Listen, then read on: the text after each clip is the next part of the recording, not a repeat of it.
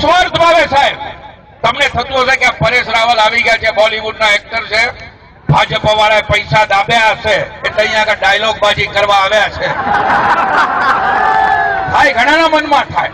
પણ હું તમને કહી દઉં સાહેબ, આ કોંગ્રેસ વાળાઓ જેને ઉતારે છે ને, જેને સ્નાન સૂતકનો સંબંધ નથી ગુજરાત જોડે, એવા જે ઢીંગલા ઢીંગલીઓ લઈ આવે છે ને, એમાંના અમે નથી.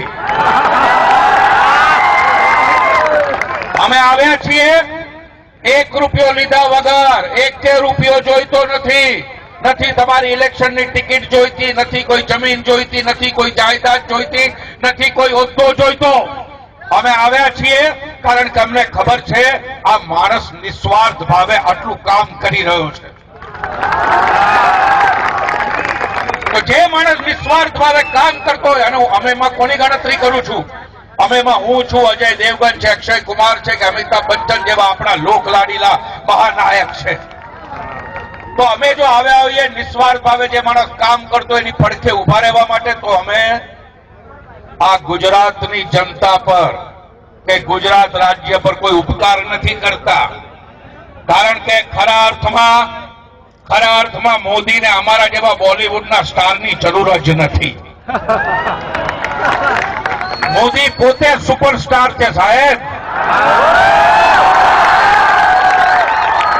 અને બહુ સાચી વાત છે, કારણ કે જેટલા ફિલ્મ વાળાઓ કે હમણાં અમારી પાસે આવે છે, પરેશભાઈ तुम्हारा गुजरात में तो यार एक ही स्टार है, सबसे बड़ा स्टार सुपरस्टार तो मोदी है. हमें क्या देश विदेश में फड़ी थे क्या कि यार बड़े नसीब वाले हो कि तुम्हारे पास मोदी है. अरे कॉलर टाइट करवाનું મન થાય સાહેબ. દાઢી કર્યું ને તો મૂછ ફૂટવા માંડે એવી હાલત થઈ જાય. તો આવો મોદી જયારે નિસ્વાર્થ ભાવે કામ કરતો હોય તો હું એની પડખે જો ન ઉભો રહું ને, તો એક હિન્દુસ્તાની નાગરિક તરીકે મને મારી માનું દૂધ લાગે.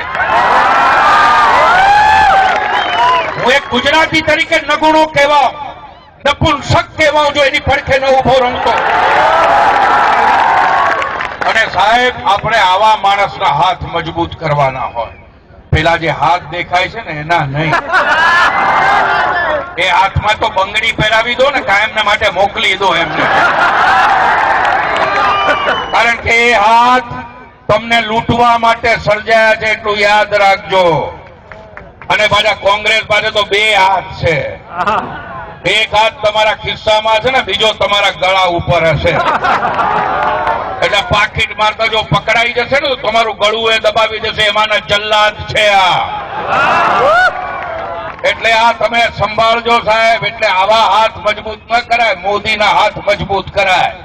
અને મોદીના હાથ જે તમે મજબૂત કર્યા છે, કોંગ્રેસને દેખાતું નથી એવું નથી, કોંગ્રેસથી જોવાતું નથી.